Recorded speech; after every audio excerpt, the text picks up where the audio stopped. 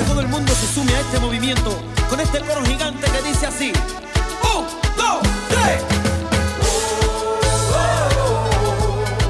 Movimiento Nacional por la Esperanza te quiere invitar a formar parte de esta gran comunidad digital, en donde compartimos las asambleas virtuales semanales, así como el panorama político-electoral nacional e internacional. Para informarte de todo, lo único que tienes que hacer es seguir nuestras redes sociales, desde tu celular, tablet o computadora, con estos sencillos pasos. Ingresa a la plataforma de YouTube y en la barra del buscador escribe René Bejarano Martínez y así de fácil encontrarás nuestro canal. Una vez ahí, solo tienes que dar clic en el botón rojo que dice suscribirse y listo, ya eres parte de esta comunidad. Y recuerda activar la campanita en la opción que dice todas para que te llegue un aviso cada vez que subamos un nuevo video. Así de fácil, juntos estaremos construyendo esperanza por el buen vivir. Movimiento Nacional por la Esperanza.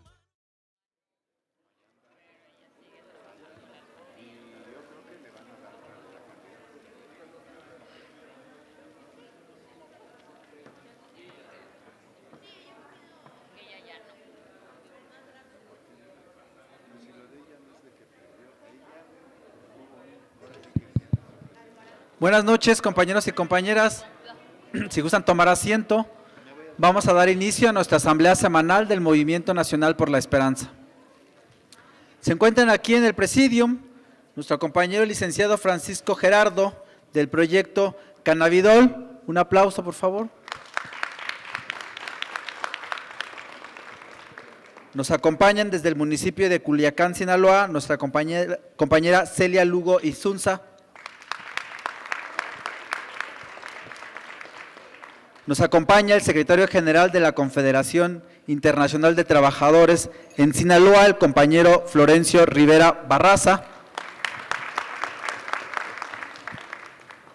Nos acompaña nuestro dirigente en AOME Sinaloa, Mario Castro. Nos acompaña del municipio del Fuerte nuestro compañero dirigente Omar Castro.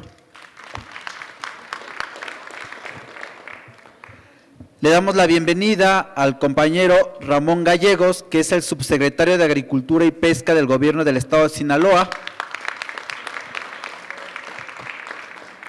Nos acompaña, como cada 8 días, nuestra compañera dirigente en el Estado de México, Celina Trujillo.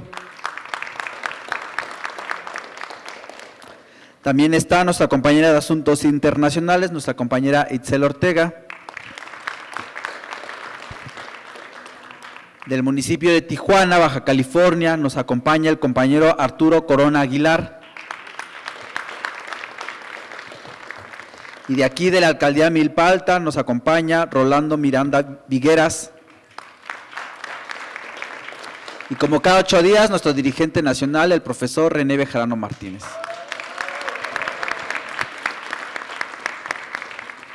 Para iniciar con nuestra ronda de participaciones, le vamos a ceder el micrófono a nuestro compañero Florencio Rivera Barraza, secretario general de la Confederación Internacional de Trabajadores en Sinaloa. Muchas gracias, buenas noches a todos, compañeros. Líder, profesor René Bejarano, mesa del presidium, muy amables de su parte. Aquí estamos de Sinaloa, representando a la Confederación Internacional de Trabajadores, y me acompaña la presidenta de la cooperativa, Agustina Ramírez, y el compañero Francisco Gerardo, en representación del proyecto Cannabidol, que trae muy importantes planteamientos para promover justamente lo que tiene que ver con la parte lúdica, la parte medicinal del cannabis. Muy agradecido de su parte, venimos por primera vez en esta ocasión, somos gente que reconocemos el trabajo y nuestra admiración perenne para nuestro líder, compañero profesor René Bejarano, líder histórico del movimiento popular en México, muy querido y respetado por las organizaciones sociales no gubernamentales. En Sinaloa se le reconoce el trabajo. Nosotros, de igual manera, estamos aquí tratando de contribuir con nuestro esfuerzo para llevar los programas de cooperativas al estado de Sinaloa que tanta falta hace en el país y particularmente en el municipio de Culiacán. Agradecer también a los compañeros de Sinaloa, del Fuerte, de AOME, a nuestro subsecretario en Sinaloa, muy amables de su parte, pues aquí coincidimos. Y bueno, de parte de nuestro compañero Napoleón Gómez Urrutia, reciban un fuerte y caluroso saludo y de nuestra parte, pues que de esta reunión salgan los mejores proyectos, las mejores experiencias. Muchas gracias, compañeros. Muchas gracias, compañero Florencio. Ahora le cedemos el micrófono a nuestro compañero Mario Castro, de AOME Sinaloa. ¿Qué tal? Muy buenas noches ya a todos. Mi nombre es Mario César Castro Flores y como ya lo mencionó el compañero, somos de AOME, del estado de Sinaloa. Es un gusto y la verdad que pues me siento contento, me siento en confianza porque se siente la confianza aquí en este lugar, definitivamente. Y para no extender mucho, porque sí hay participaciones que hay que ceder, el profesor René, es un gusto conocerlo y saludarlo el día de hoy y decir que el 2018 fue un principio y que la lucha en pro de la esperanza y el buen vivir hay que manifestarla todos los días y por eso creo que estamos en este proyecto. Convergemos en este proyecto porque, como lo mencioné, cuestiones de demostrar ese equilibrio y ese humanismo es parte de este proyecto en el que estamos aquí. Me siento feliz y contento de saludarlos, de conocerlos, que no sea así del saludo, que ahorita a lo mejor los saludo a todos, ¿verdad? Pero me siento feliz de estar aquí, contento. Saludo a todos y les cedo el micrófono a los compañeros que siguen. Gracias. Muchas gracias, compañero. Ahora le cedemos el micrófono a nuestro compañero Omar Castro, del municipio del Fuerte, Sinaloa. Dios en Chaneo, que echas más leya, simen en la Lópola. Buenas tardes, buenas noches, es un saludo general en la lengua Yoreme Mayo. Yo soy Omar Castro y vengo del municipio del Fuerte con una gran representatividad indígena porque el 80% de la población indígena de nuestro estado Sinaloa está concentrado en el municipio del Fuerte. En ese sentido, reciba un caluroso saludo de toda la yoremada, como de corazón le decimos nosotros, de todas esas personas que en la vida habían sido escuchados hasta que ha empezado a llegar la esperanza.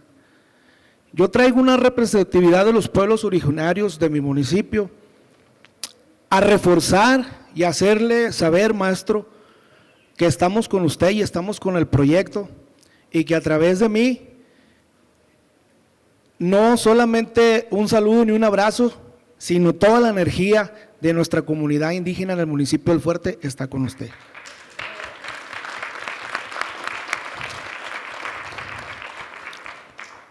Veo mucha experiencia dentro de este recinto ahorita. Es mi primera vez y esperemos que no sea la última poder saludarlos por acá. Veo mucha energía, veo mucha juventud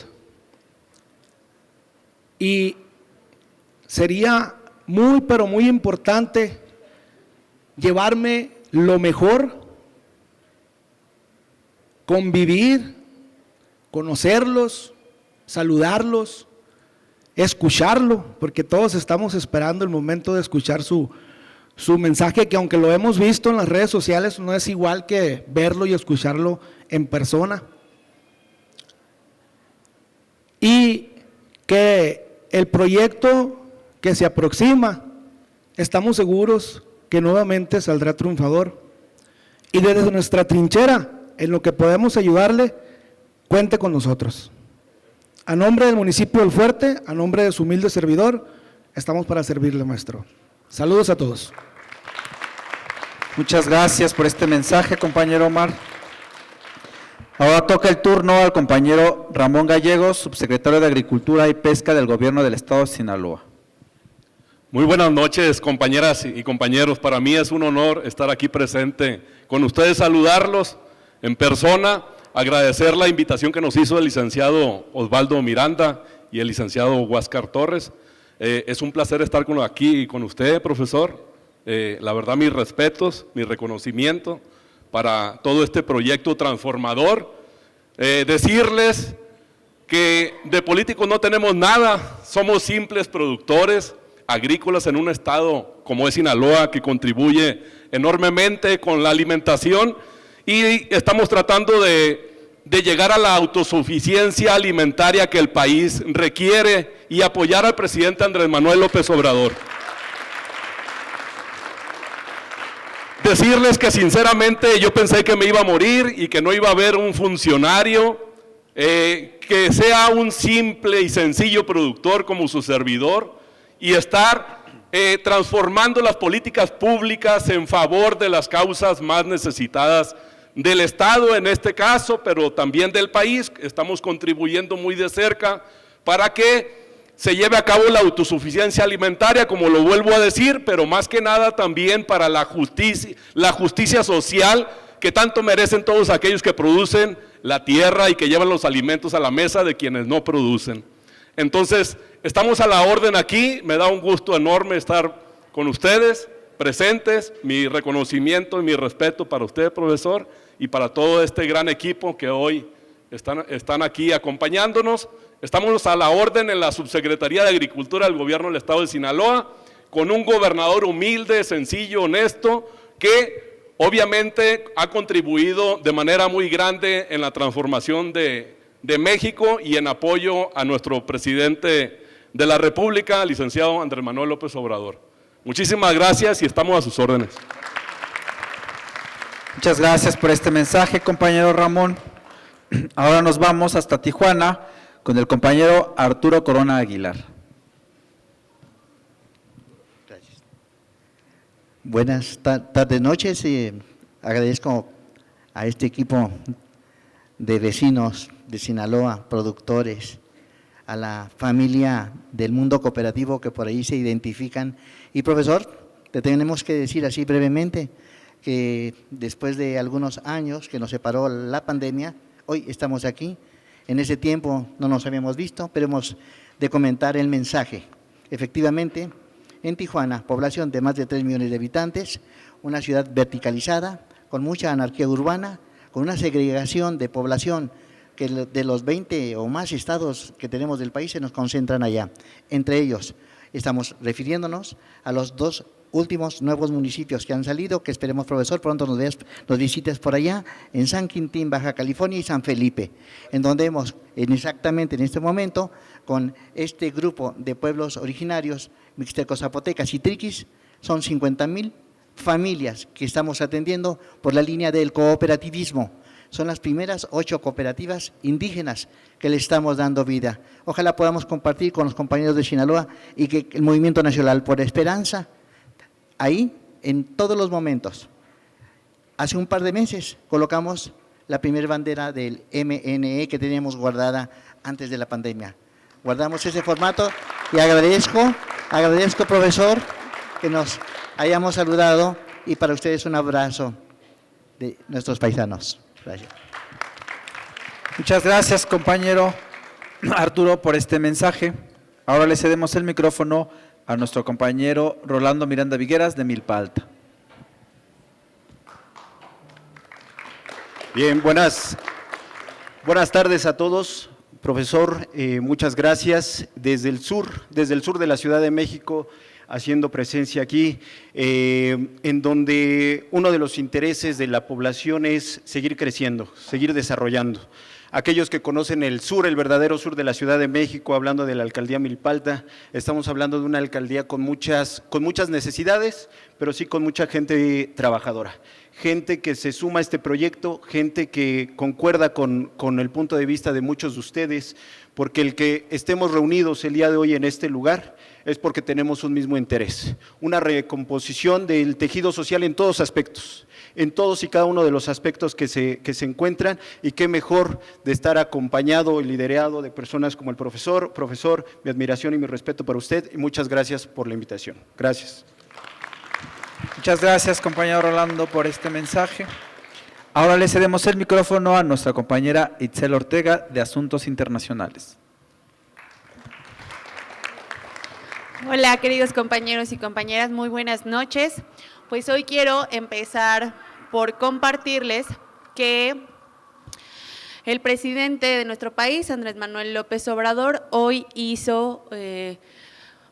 confirmó más bien que la suspensión de la cumbre de la Alianza del Pacífico. Esta cumbre que debía celebrarse esta semana en nuestro país, los últimos días de esta semana, y la cancela por la negativa que existió en el Congreso de Perú de permitir que el mandatario Pedro Castillo pudiera venir a esta cumbre y tomar la presidencia pro tempore de este organismo que le correspondería justo al Perú.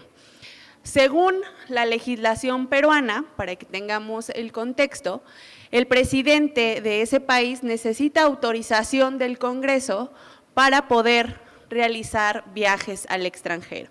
El permiso en el Congreso fue denegado.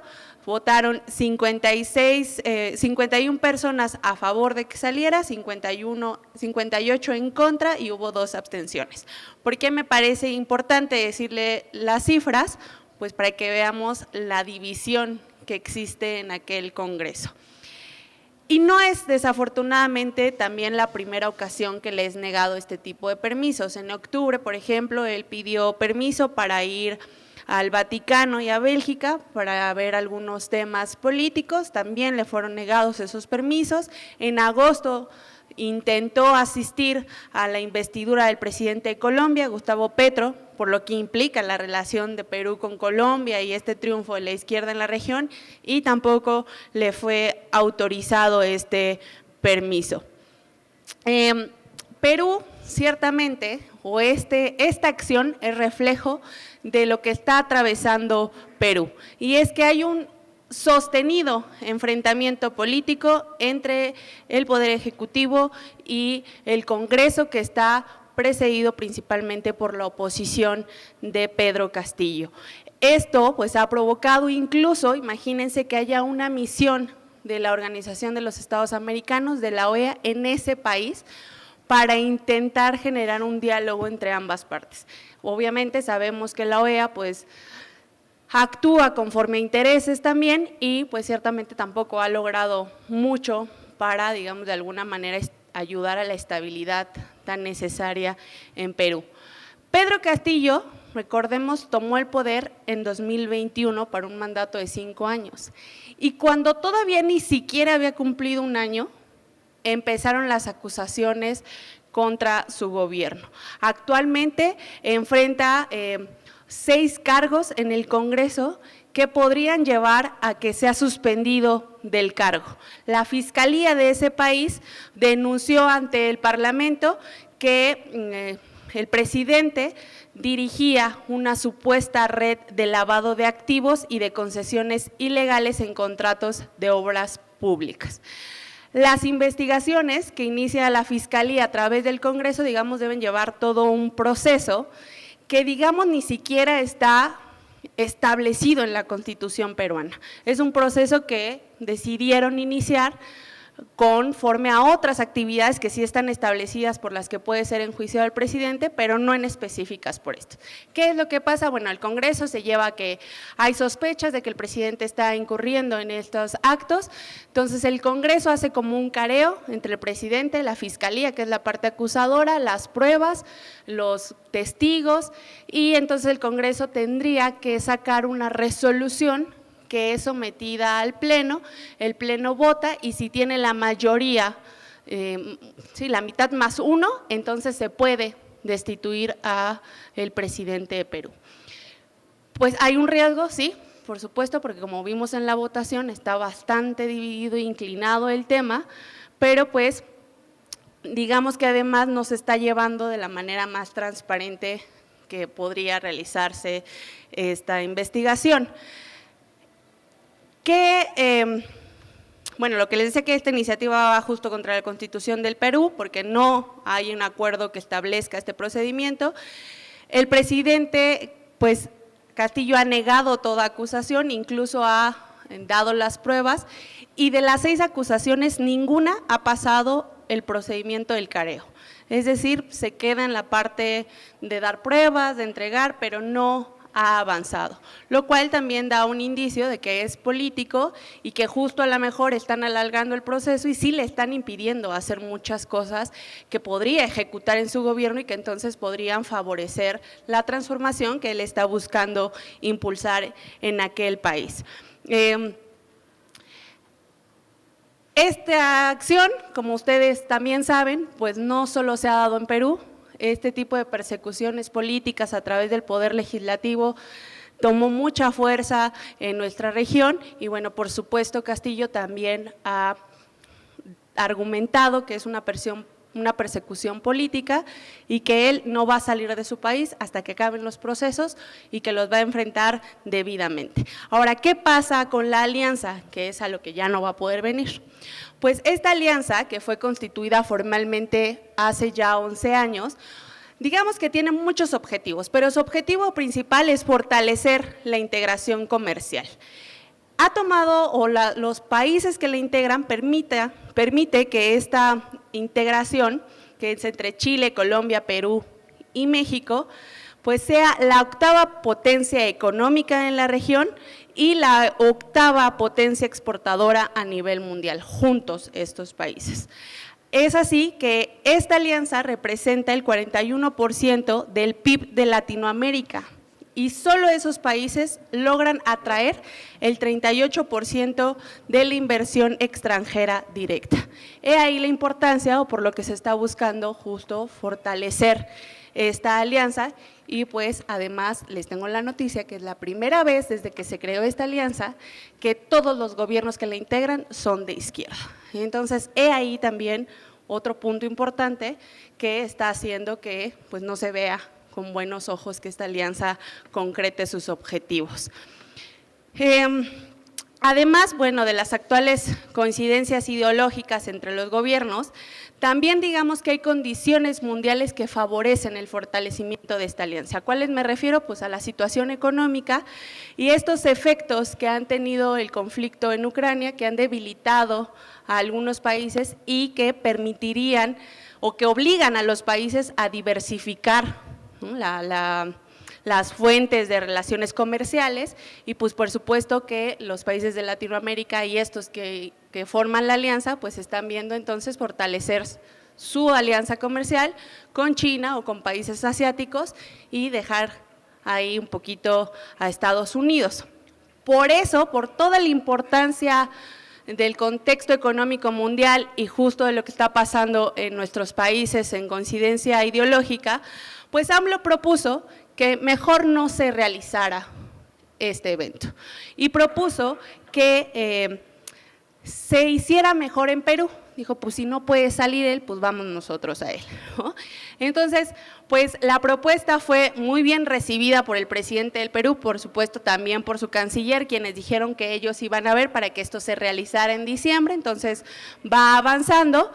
Y en cuanto a los presidentes que ya habían confirmado que vienen, que es por ejemplo el de Chile, si no mal recuerdo, el de Argentina ya canceló porque tenía ahí problemas de salud, pero tampoco ya no vienen, pero bueno, el de Brasil y Colombia sí vienen. Ellos siguen sin declinar su recepción en México y lo que va a hacer Andrés es, pues vamos a hacer reuniones bilaterales. Aprovechemos que están acá y vamos a ver agendas que podamos construir. ¿Qué creo que debemos analizar de esto? Esta postura de Andrés Manuel, que ha sido muy criticada por la derecha como siempre, pues permite que México regrese al escenario internacional con una posición firme sobre la importancia de la unidad de los procesos latinoamericanos a través justamente del fortalecimiento de estos mecanismos que sí buscan el beneficio de los pueblos latinoamericanos entre latinoamericanos, como la Cumbre de las Américas, la CELAC y por supuesto esta Alianza del Pacífico. Y que además otra vez marca la diferencia entre el gobierno de la Cuarta Transformación y los anteriores. Estos vamos por los latinoamericanos y dejamos atrás esta época en donde la vocación latinoamericanista se perdió porque se buscaba favorecer intereses y proyectos de Estados Unidos. ¿Qué le interesaba a Estados Unidos? Pues eso era lo que todos los países latinoamericanos teníamos que seguir y decidir. De alguna manera, estas alianzas o estos mecanismos internacionales como la CELAC, como la Alianza del Pacífico, lo que permiten es que se hagan otros acuerdos que no necesariamente se alinean a la posición de Estados Unidos. ¿Ustedes creen que América Latina y el Caribe se alinea siempre a la posición de Estados Unidos, que en los organismos internacionales siempre los países latinoamericanos nos alineamos pues a favor de los intereses de Estados Unidos? Pues les quiero compartir que justo esta pregunta se hicieron en un centro de investigaciones de estudios geopolíticos de la región y realizaron un estudio en donde a través del análisis de los votos que hacían los países en la Asamblea General de las Naciones Unidas, determinaron si los países latinoamericanos votamos independientemente o nos alineamos a lo que Estados Unidos dice. Y pues les quiero compartir algunas imágenes. Este estudio primero dijo por tema de grupos, según su aval, que su aval vamos a entenderlo como el voto que da según el interés de Estados Unidos a favor o en contra. Hay países que están menos alineados, es decir, que dicen que pues no les interesa mucho lo que Estados Unidos considere, que es esta barrita. ¿Quiénes están en esos países que son los que menos apoyan a Estados Unidos en los votos en los organismos internacionales? Venezuela, Cuba, Dominica, Nicaragua, Bolivia y Ecuador. Vemos que están ahí los países que son más molestados por Estados Unidos, que tienen un montón de broncas con Estados Unidos, pues esos son los que según este estudio son los que están menos alineados. ¿Cuáles son los que más o menos están ahí entre que a veces sí y a veces no? Pues Granada, San Vicente, Haití y El Salvador, por mencionar algunos ejemplos. Los más alineados: República Dominicana, Uruguay, Colombia, Jamaica, Paraguay, Belice, México, Brasil, Perú, Chile, Argentina, Costa Rica, Guatemala, Panamá y Honduras. ¿Qué es lo interesante aquí? Y esperanzador, que México ha reducido un poquito su porcentaje entre los países más alineados a partir de la llegada de Andrés Manuel López Obrador. Entonces es importante, al final hay un cambio que se puede ver. La otra medición fue por temas. Según este estudio, el mayor es el referido a seguridad y conflictos armados territoriales, que países como Panamá y Argentina siempre van a votar según lo que Estados Unidos dice y establece. Los que dan menor votación, que aquí es otro tema muy interesante, los países latinoamericanos en lo que menos apoyamos a Estados Unidos es cuando se tiene que votar en temas de autodeterminación y descolonización. Aquí, por ejemplo, entra cuando votamos en la Asamblea General el tema de la resolución en contra del bloqueo económico a Cuba. Ahí todos los países latinoamericanos nos rebelamos en contra de Estados Unidos. También hay un valor elevado para cuando apoyamos mucho a Estados Unidos cuando se tratan temas de derechos humanos y migración. Imaginen, somos muy críticos de esos temas y de la postura que tiene Estados Unidos, pero muchos países latinoamericanos apoyamos en temas internacionales o en espacios internacionales cuando Estados Unidos dice defender estos temas. ¿Qué países le dan el apoyo incondicional a Estados Unidos en este tema? Costa Rica, Panamá, Honduras, Guatemala y Argentina. Después de conocer estos datos que ustedes pudieron ver en estas 3 grafiquitas, bueno, la segunda, que Miguel ya no le cambió, esa es el mapita es por grupos, según la Aval, y la última es por temas. La otra es por temas. Ahí las van a ver en la presentación, están muy interesantes. Y a mí me parecía necesario que conociéramos esto porque, pues primero nos deja ver estos grados de alineación que existen de nuestros países hacia Estados Unidos. Y quería un poco justificar o preguntarles si después de conocer estos datos, ¿ustedes creen que nuestro presidente Andrés Manuel López Obrador no tiene la razón de enojarse y de desacreditar que personajes impuestos por Estados Unidos sean los que mantengan el liderazgo en esos organismos internacionales, en esos espacios de toma de decisión, como lo es el Banco Interamericano, en donde ganó un brasileño, que sí es latinoamericano, pero que fue propuesto por Estados Unidos y que otra vez va en la lógica de implementar las normatividades y las líneas políticas y económicas del neoliberalismo. Por supuesto que tiene la razón de enojarse.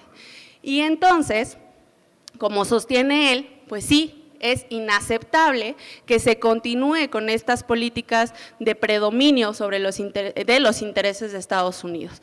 Entonces, yo creo que Andrés nos dio 2 grandes lecciones en estos temas.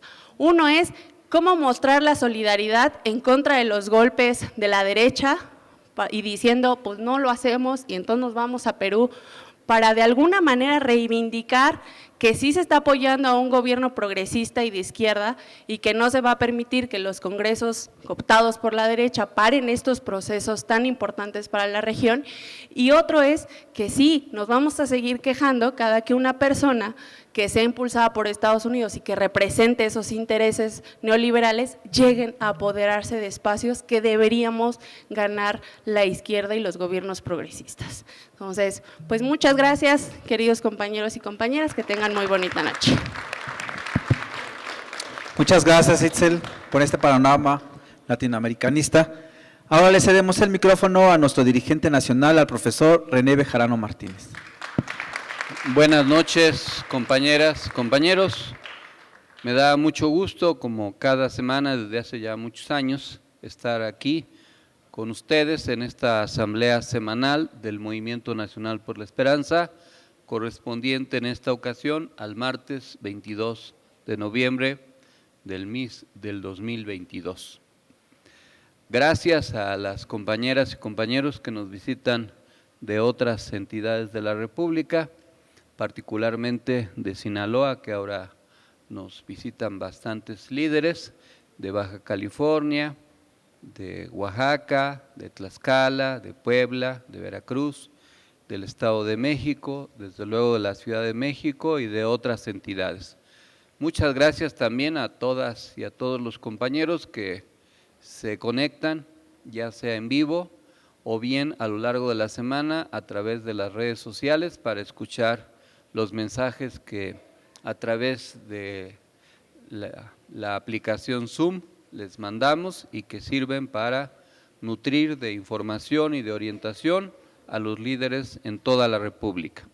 Esta semana los temas más importantes que conviene destacar son los siguientes. En primer lugar, se realizó la 113 Asamblea General Ordinaria del Instituto Mexicano del Seguro Social.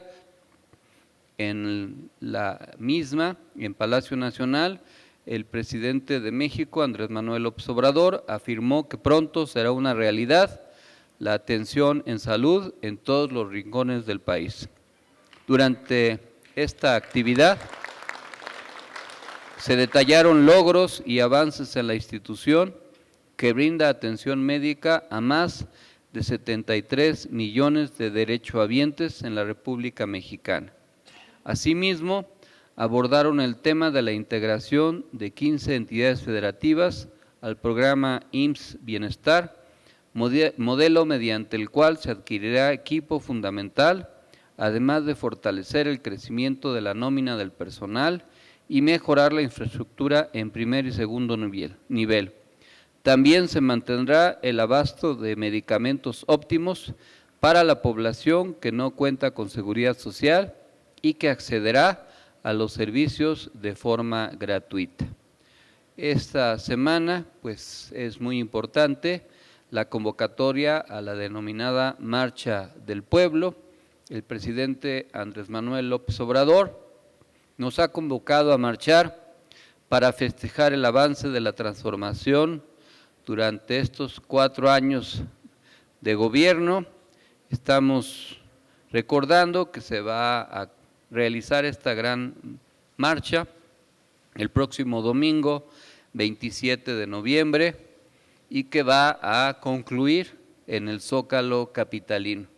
Los integrantes del Movimiento Nacional por la Esperanza nos estamos citando en la explanada del Monumento a la Revolución, conocida como la Plaza de la República, a partir de las 9 de la mañana, para esperar ahí a que llegue la descubierta y luego integrarnos a la movilización con el objetivo de poder llegar al Zócalo, porque lo más probable, y por la experiencia que tenemos en este tipo de manifestaciones, es que si nos colocamos en la retaguardia, como esa movilización crece a los lados, tarda mucho en avanzar y es probable que cuando llegue la descubierta al Zócalo, todavía haya contingentes esperando a marchar desde el Ángel. Esto ha sucedido en otras ocasiones.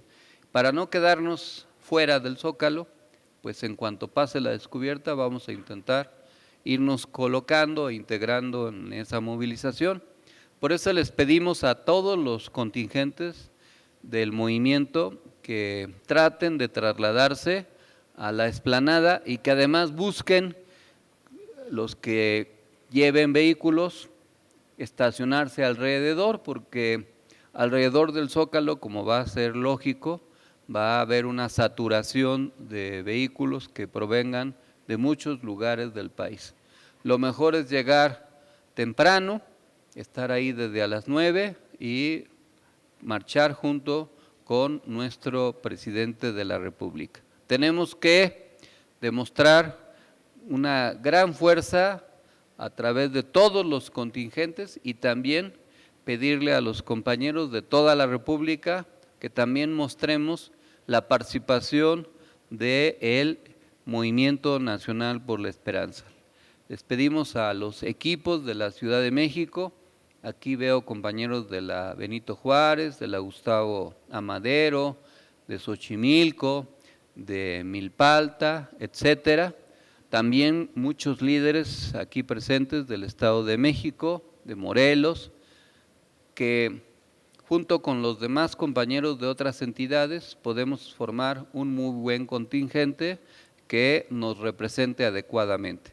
Claro está, para los compañeros de los lugares distantes es más difícil, como de Baja California Sur, Sonora, Chihuahua, Tamaulipas, Nuevo León, Coahuila, o bien del sureste de Yucatán, de Tabasco, de Campeche, de Quintana Roo, por las distancias es más complicado. Pero seguramente habrá representaciones y el grueso de la movilización pues va a recaer en los lugares más cercanos y desde luego de la Ciudad de México. Entonces tenemos que hacer un esfuerzo importante para convocar a todas las personas que simpatizan con el movimiento y con la Cuarta Transformación.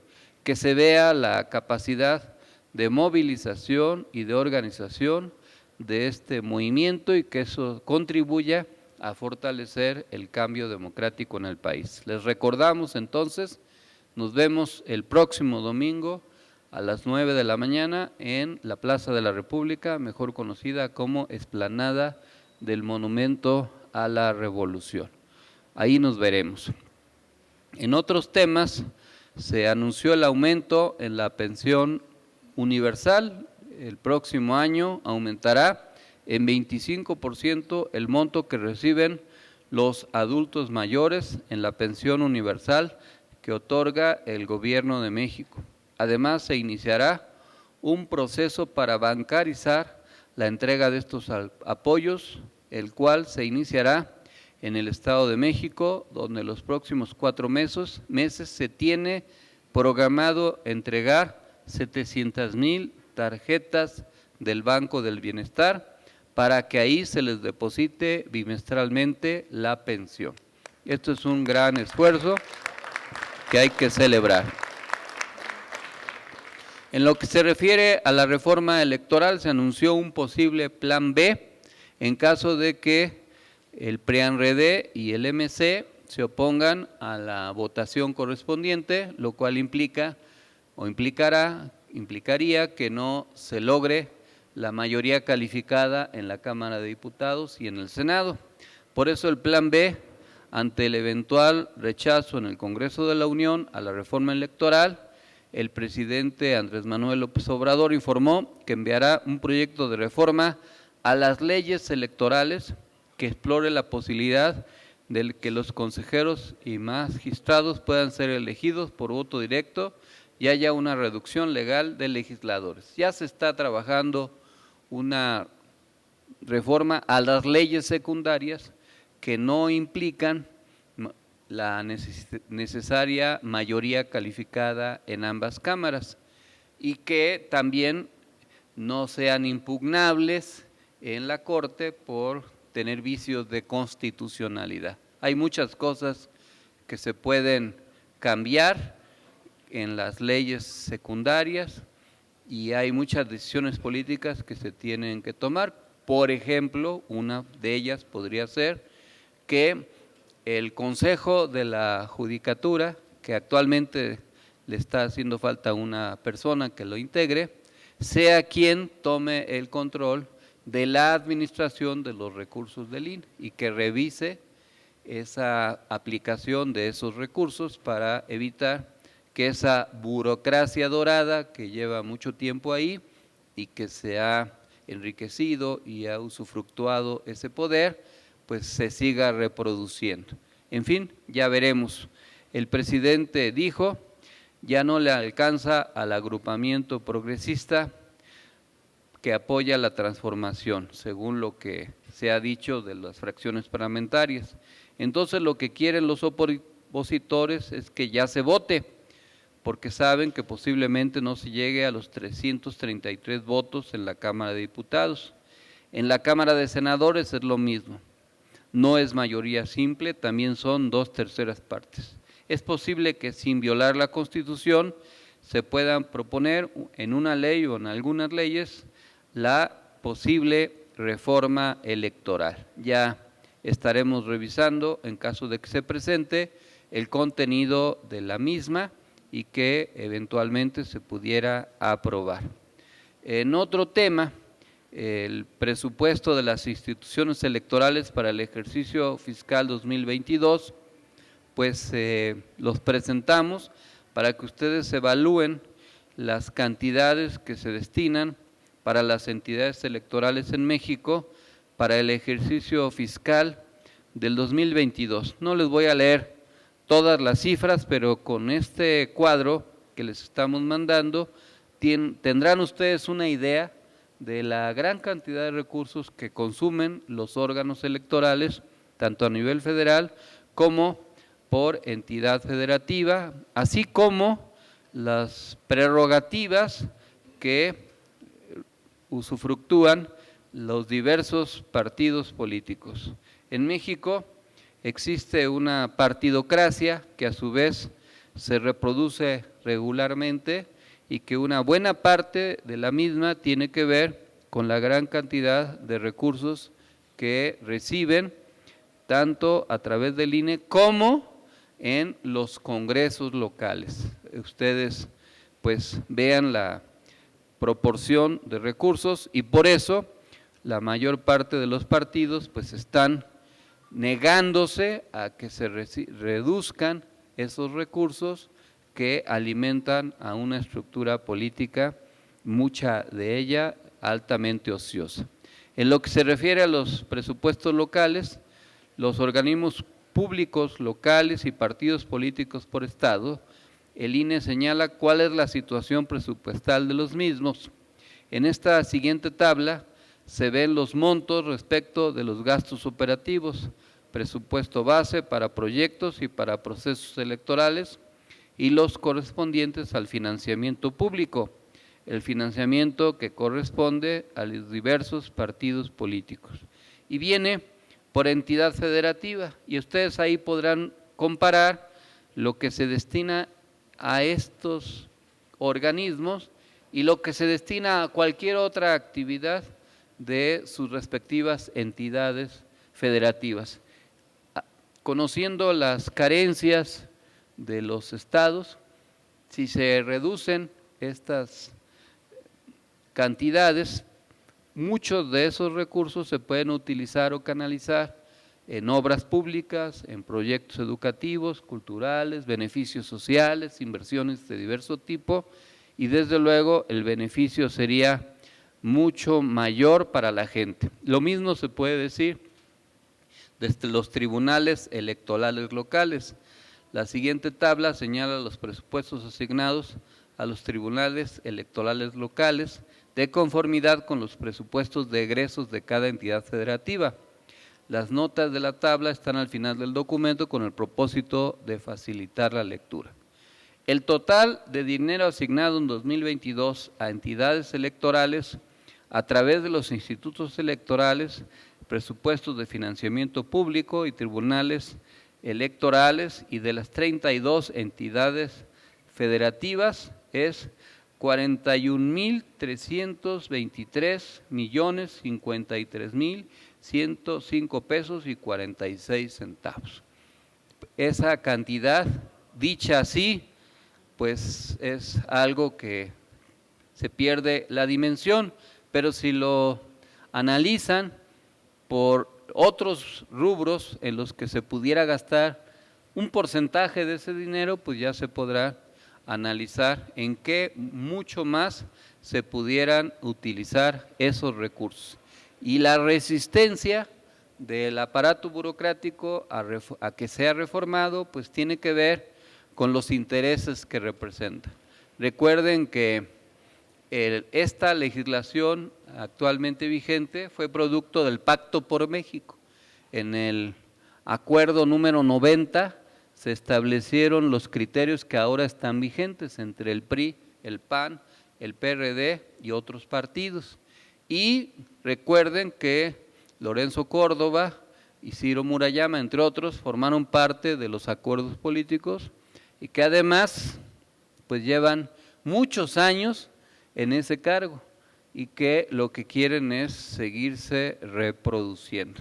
Sí hay que hacer una autocrítica de que Morena no aprovechó la oportunidad que tuvo en la legislatura anterior de la Cámara de Diputados para proponer otros perfiles que pudieran modificar la correlación de fuerzas al interior del Consejo General del INE.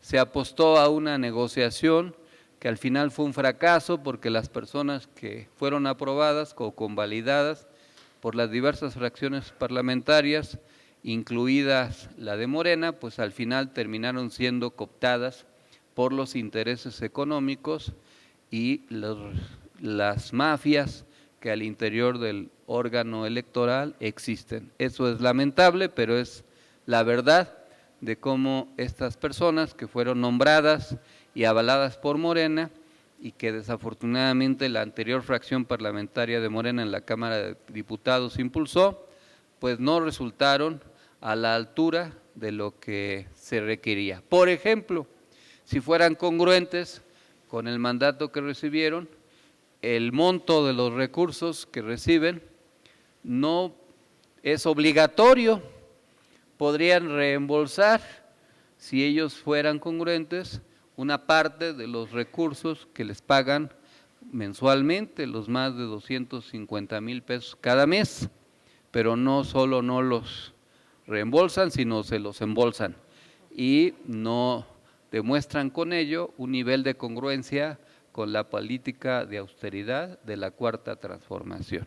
los que promovieron esos nombramientos pues tienen que ser autocríticos, porque además una buena parte de las resoluciones del Consejo General del INE han ido en contra de las opiniones y los intereses de la Cuarta Transformación.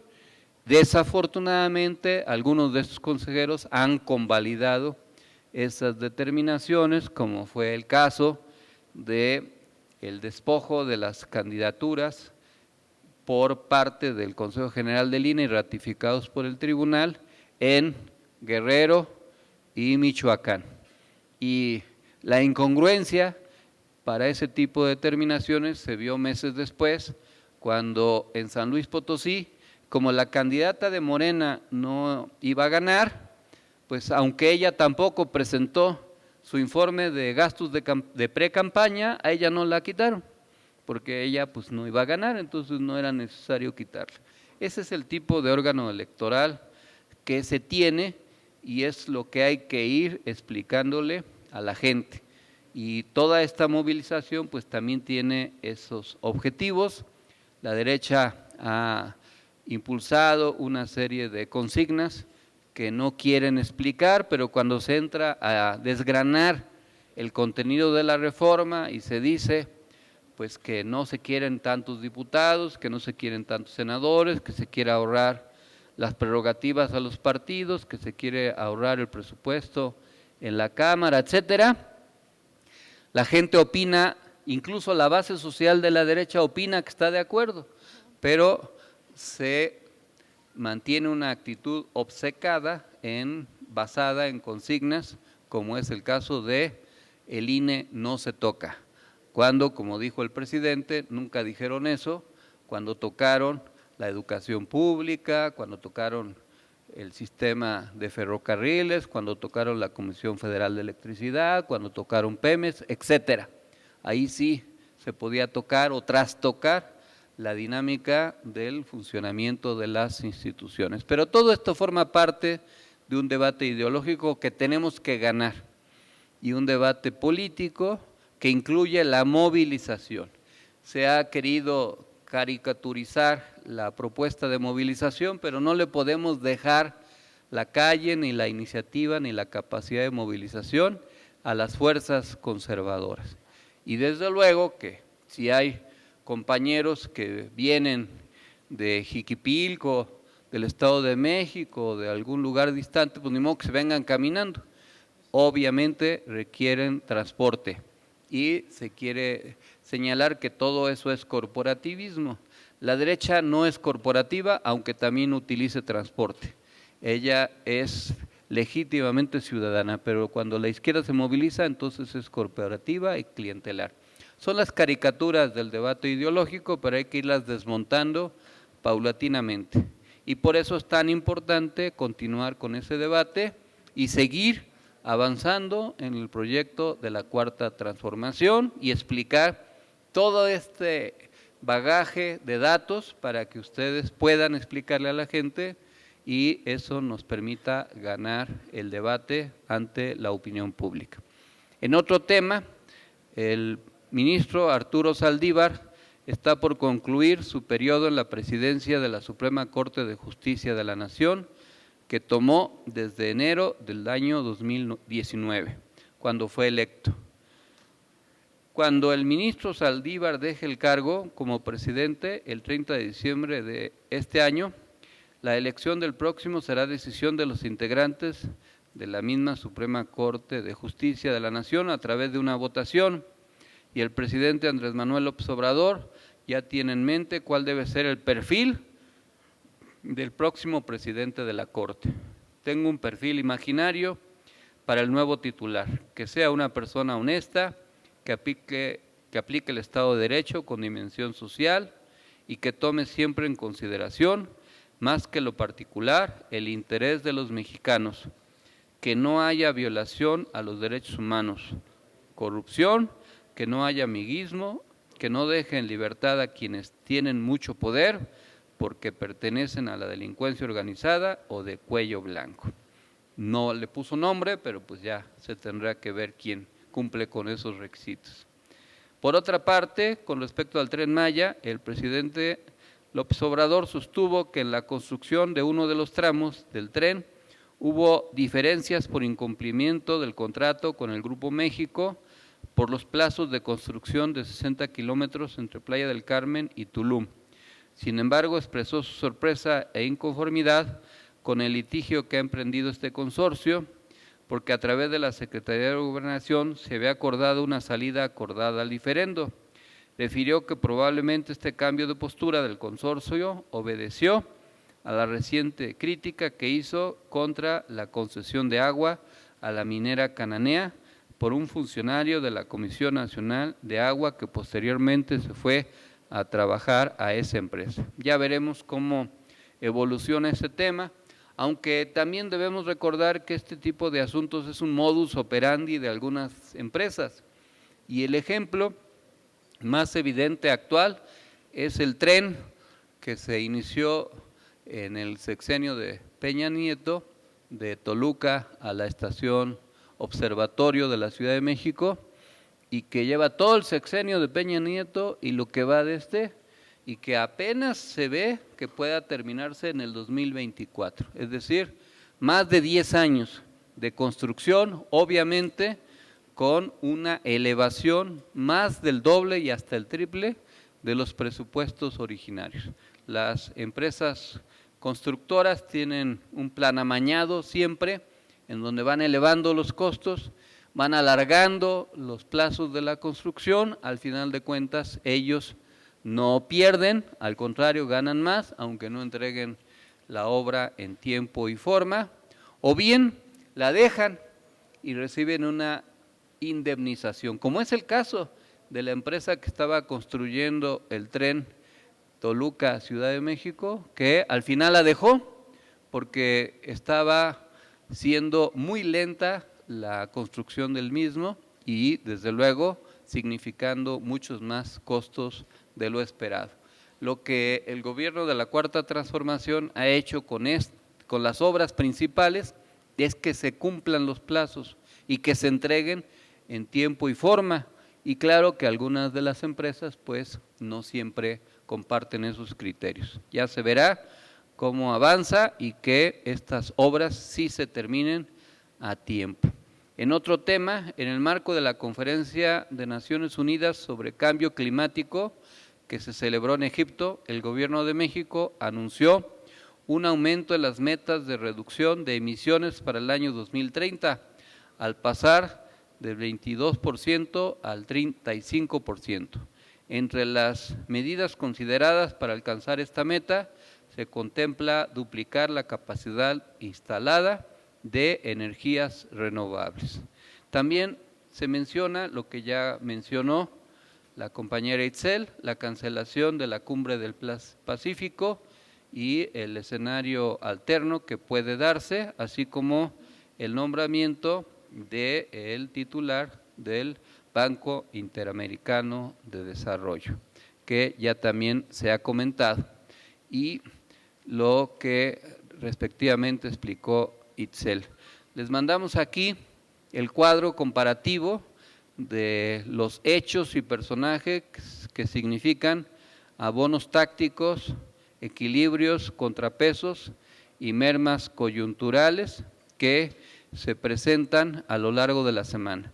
La única merma significativa es el discurso de Ricardo Monreal en un evento en la Arena México, en donde una buena parte de los asistentes eran comerciantes de la vía pública obligados por el director de gobierno de la alcaldía Cuauhtémoc, Salvador Santiago Salazar, que era el mismo del gobierno de Néstor Núñez y que condicionó a los comerciantes a que si no se presentaban, pues no los dejaban vender, y sobre todo las romerías de fin de año, que para ellos es muy significativa. Más allá de esa cuestión anecdótica, el discurso de la supuesta conciliación es un discurso de deslinde de la línea política del presidente López Obrador. Lo que Monreal quiere es conciliarse, pero con el PAN, con el PRI, con el PRD y eventualmente con el MC, para que, fiel a sus hábitos y costumbres, pues regrese a cualquiera de esas alianzas para que lo postule a cualquiera de las candidaturas a las que él aspira. Recuérdense que Monreal ha seguido a lo largo de su carrera política pues una fidelidad solo a sí misma, porque fue priista de la época de Salinas. Yo lo recuerdo a él defendiendo en la Cámara de Diputados los discursos de Carlos Salinas y las acciones del gobierno salinista en la época más dura de represión en contra del PRD. Después, cuando el PRI no lo postuló para el gobierno de Zacatecas, se renunció al PRI y se pasó al PRD. Cuando en el PRD no le cumplieron su intención de él imponer al candidato que lo iba a sustituir, impulsó a su hermano a través del PT y él se pasó al PT, y eso hizo que el PRD perdiera la elección a manos del PRI. Después fue militante del PT y ya no le convino estar en el PT y se pasó al MC, al Movimiento Ciudadano, en donde se acercó a su socio del Río Virgen, a Dante Delgado. Acuérdense que fue el coordinador de los diputados federales del Movimiento Ciudadano en una legislatura en la Cámara de Diputados. Y luego fue a Morena, amagó con salirse de Morena cuando no fue electo como candidato a jefe de gobierno en la encuesta que ganó Claudia Sheinbaum, y entonces presionó al presidente para que lo compensaran, y así, aprovechando esa debilidad que había por el riesgo de que fuera una elección complicada, pues él negoció que fuera el coordinador de los senadores, y sin que los senadores al final pudieran votar por quién los coordinaría.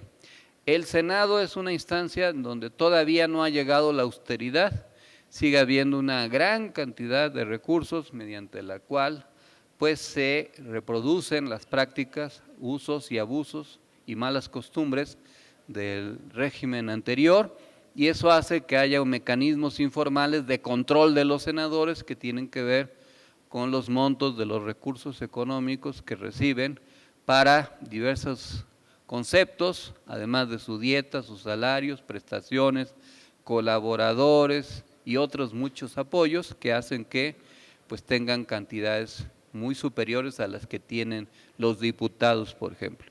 Y ahora que se generó una gran molestia por la acción que él, Monreal, desencadenó en la elección del 2021 al impulsar candidatos de otro partido en contra de Morena y que lo aisló, pues ahora viene modificando su discurso y nos habla de la reconciliación.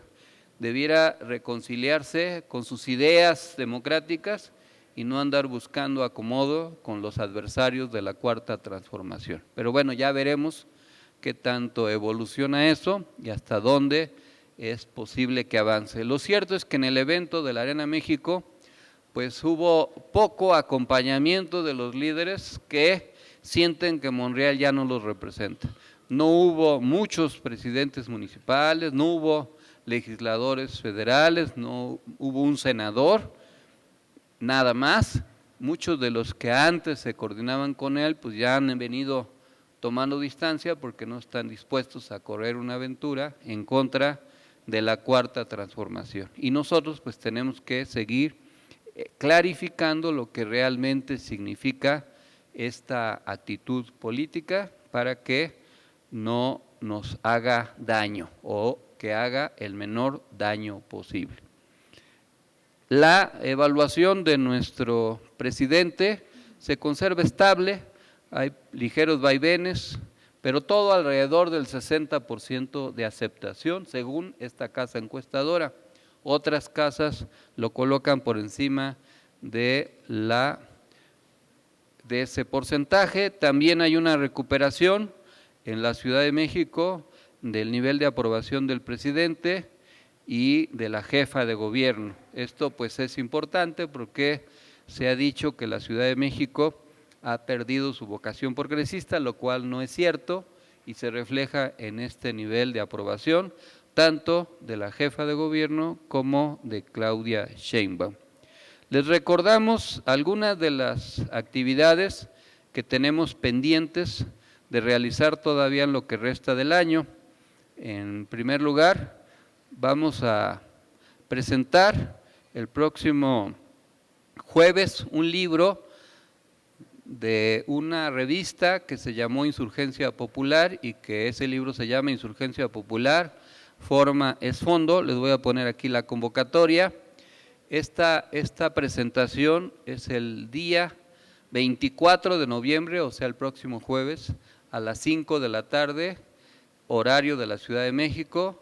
Se va a transmitir vía Zoom, pero nos gustaría mucho que nos acompañen. Va a ser en el Foro Aztlán, ubicado en la calle Libertad número 80, Colonia Niños Héroes, de esta misma alcaldía Benito Juárez de la Ciudad de México. Les explico que van a estar presentes una de las autores, Estrella Vázquez Osorno, el diputado Fernando Marín Díaz y el compañero editor Luis García Gascón. Ambos tres fueron militantes del Partido Mexicano de los Trabajadores, al igual que un servidor. Recuerdo la historia, quizás muchos de ustedes no lo tengan fresco en la memoria, o aquí veo algunos jóvenes que quizás ni habían nacido por aquellos años, pero haciendo un breve repaso, después de la masacre del 2 de octubre del 68 y del 10 de junio del 71, el sistema decidió liberar a algunos de los presos políticos que llevaban algún tiempo ya en la cárcel. Uno de ellos se llamaba Demetrio Vallejo Martínez, que había sido líder ferrocarrilero del movimiento del 58 y que en el 59 fue encarcelado y que lo mantuvieron preso acusado de un delito llamado de disolución social, basado en el artículo 245 bis del Código de Procedimientos Penales del Fuero Común de aquellos años, por ese delito, disolución social. 11 años, poco más de 11 años. En realidad fue un preso político, lo mismo que muchos de los dirigentes del 68, entre los que se encontraba Eberto Castillo, Eduardo Espinosa Valle, alias El Búho, Luis Fernando Tomás Cabeza de Vaca y otros muchos líderes que fueron liberados por ahí de 1971-72. Algunos de ellos empezaron a convocar a la formación de un Comité Nacional de Auscultación y de Coordinación. En ese entonces gobernaba el país Luis Echeverría Álvarez. Ese comité, que se llamó CENAC, después se llamó Comité Nacional de Auscultación y Organización, CENAO, y se integraron muchos líderes que querían pues consolidar una formación política diferente a la que entonces existía. El partido de izquierda más conocido fuera del sistema era el Partido Comunista Mexicano, que se basaba en las teorías de las llamadas verdades universales del marxismo-leninismo hasta ese entonces. Y lo que se quería era formar un partido más nacionalista, más popular, más identificado con la ideología nacional, y se empezó a fraguar la formación. Muchos personajes participaron inicialmente en ese esfuerzo. Ahora que se celebra el aniversario del nacimiento de Luis Villoro, por ejemplo, pues uno de ellos fue justamente Luis Villoro y otros muchos personajes que eventualmente llamaron a participar. Yo era estudiante de la Normal, vivía en un ambiente muy antipartido del 71 al 75, pero sin embargo me llamaba mucho la atención ese proyecto que se cuajó en septiembre de 1975. El órgano oficial de ese partido se llamó Insurgencia Popular, que era una revista de doble carta impresa en blanco, rojo y negro y que servía para difundir las ideas del naciente partido, que su lema era nacido de la entraña del pueblo.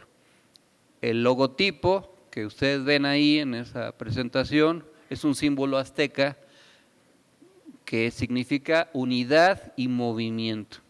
También pudiera ser un símbolo erótico, si es unidad y movimiento, pero no era el objetivo ese, era un objetivo más político. Ya con el tiempo, pues igual le encontré ese atractivo.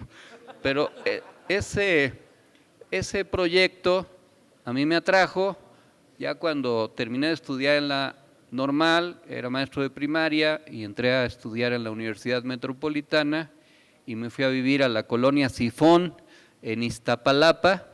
Me afilié a ese partido en Iztapalapa y formé un comité de base ahí en Dibujantes número 33, donde rentábamos una casa, otros 2 compañeros estudiantes y un servidor, y ahí formamos ese comité. Luego me invitaron a formar parte del comité delegacional del PMT en Iztapalapa y ahí estuve militando hasta 1981 y conocí a muchos de los líderes. Ahí en el libro pues aparece una foto en una Asamblea Nacional del PMT donde estamos muy jóvenes, Dolores Padierna y un servidor, antes de los sismos y de los daños que nos ocasionaron los sismos de la edad, pero con toda la energía y la disposición. Y este es un buen esfuerzo de recuperar una memoria histórica, porque mucha de esta historia se pierde. Claro, es una historia descrita a través de los periódicos y de la digitalización, y es un buen esfuerzo.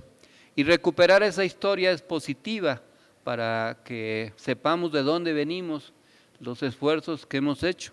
Hay otros periódicos que se han recuperado, por ejemplo, el Partido Comunista Mexicano tenía su periódico, su revista que se llamaba El Machete. El PSUM tenía uno que tenía un nombre que se llamaba Así Es. El Partido de la Revolución Socialista tenía un periódico que se llamaba El Pregón. El Partido Revolucionario de los Trabajadores tenía un periódico que se llamaba Bandera Socialista. La Liga Comunista 23 de septiembre tenía un periódico que se llamaba Madera, recuperando la historia del cuartel Madera de allá de la insurrección de los hermanos Gamis en 1965. Toda esa historia está ahí dispersa y este es un buen esfuerzo. Y es un esfuerzo también de formación política. Es bueno que haya este tipo de materiales, que se recuerden estas historias, que los militantes conozcan lo que ha sido la historia de la lucha política. Muchos de los líderes de aquellos años, de aquel partido, pues ya no están presentes físicamente, pero su sacrificio, su entrega, su dedicación, su compromiso, forma parte de la lucha política y no se les puede ni se les debe olvidar. Por ejemplo, en la soberanía energética, Eberto hizo una campaña, Eberto Castillo, que se llamaba Pemex sí, PEUSA no, porque había una intención desde entonces de entregarle los recursos energéticos a Estados Unidos. Y así otros muchos temas que se han venido difundiendo. Y nosotros queremos con este libro pues intentar recuperar esa historia que a mí me tocó en lo personal vivir una parte de ella y que la recuerdo bien. Todavía mi pariente alemán no me ha venido a visitar, ese pariente alemán que se llama Alzheimer, todavía no me visita y entonces todavía recuerdo muy bien como si fuera hace poco tiempo. Les invito, de veras nos gustaría mucho que nos acompañen, es el próximo jueves 24 a partir de las 5 de la tarde, si llegan antes mejor, ya ven que somos muy puntuales y como además se va a transmitir vía Zoom, pues no podemos retrasarnos. Nos gustaría mucho que nos acompañen y si compran el libro para que se siga reproduciendo también sería muy bueno, ahí se va a estar vendiendo por los autores. Vamos a estar el viernes 25 de noviembre en Chiapas, va a ser un viaje de ida y vuelta, es cansado pero alguien tiene que trabajar. Vamos a ir a Comitán, después a Teopisca y concluiremos la gira en Tuxtla y nos regresamos. Les recordamos que además de la movilización vamos a hacer va a estar el informe con motivo del 4º aniversario del gobierno de la Cuarta Transformación, el 1 de diciembre, que vamos a hacer el sábado 3 de diciembre, la reunión regional del Bajío en Aguascalientes, en donde queremos que nos acompañen líderes de Guanajuato, de Querétaro, de San Luis Potosí, de Los Altos de Jalisco y de Aguascalientes, para coordinarnos mejor. Como el día 12 que teníamos programado el evento, 12 de noviembre en Guanajuato, no se pudo hacer porque había mucha violencia propiciada por la delincuencia esos días, era riesgoso acudir, se pospuso, pero podemos convocar a los líderes a que nos acompañen el 3 en Aguascalientes. Estamos afinando 2 reuniones más, un posible viaje a Durango, que está por confirmarse, los días 7 y 8, y un evento en Iztapalapa, que también está por confirmarse, el día 10. Vamos además a tener el baile, la cena baile, que los invitamos, el martes 13 de diciembre, aquí en este salón, todo el salón. Esperemos que vengan y que bailen hasta que el cuerpo aguante, que se pongan salvajemente gruperos y nos regocijemos de poder convivir nuevamente. La actividad más importante de lo que resta del año es la Asamblea Nacional del sábado 17 de diciembre, ahí en el Foro Aztlán.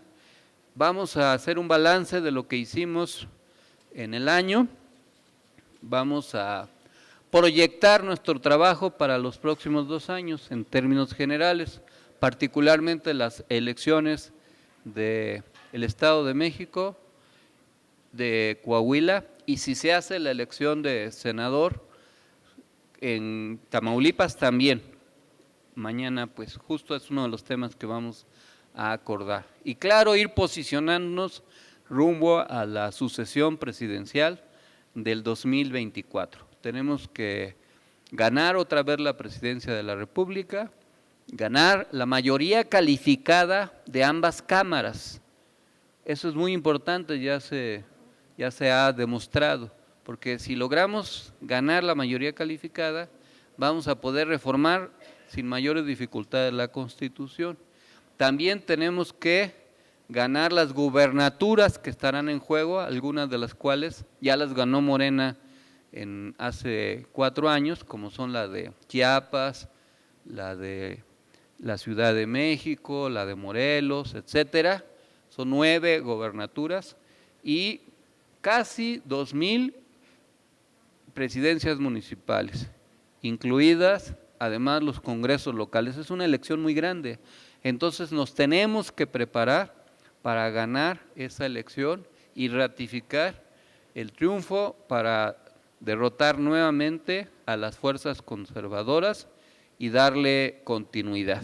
Tenemos que tener confianza en el cambio democrático en México y además pues seguir siendo nacionalistas. Y hoy veneramos a San Guillermo Ochoa, que fue un héroe de la patria, que hoy vistió de gloria al país con un gran esfuerzo atlético que impidió que las fuerzas polacas derrotaran a nuestra selección nacional.